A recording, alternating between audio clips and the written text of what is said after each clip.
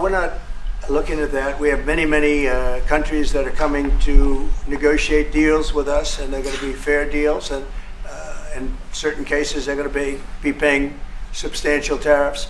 There'll be fair deals. As you know, I spoke this morning with the Prime Minister of Japan, and we had a very good conversation. They're coming. And I said, one thing, you're going to have to open up your country, because we sold no cars, like 0 cars in Japan, and they sold millions of cars into our country. They don't really take our agriculture, a little bit of it just to keep us slightly happy, but they don't take what they're supposed to be taking. So we have a great relationship with Japan. We're going to keep it that way, but they're coming in to meet, and other countries are coming in. With China, as you know, against my statement, they put a 34% tariff on above what their ridiculous tariffs were already. And I said, if that tariff isn't removed by tomorrow at 12 o'clock, we're putting a 50% tariff on above the tariffs that we put on. So they've gone for years. They've become a rich country because of people, again, that were in the White House that allowed this to happen. Hundreds of billions of dollars a year they'd make on us on trade, and it shouldn't be that way. And I have a great relationship with President Xi. I hope it's going to stay that way. I have great respect for China, but they can't do this. We're going to have one shot at this, and no other president's going to do this, what I'm doing. And I'll tell you what, it's an honor to do it, because we have been just destroyed, what they've done to our system.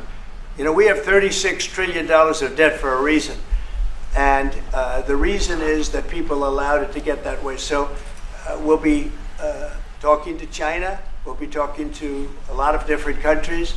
And I think, you know, if we can make a really fair deal and a good deal for the United States, not a good deal for others. This is America first. It's now America first. And we didn't put America first. We put America last. The people that were in the Oval Office put America last, and we're not going to stand for it. Yeah. Go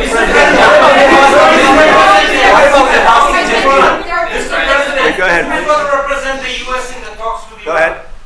2 questions. Do you expect any of these deals to be made before April 9th? And secondly, there have been some mixed messages from your administration.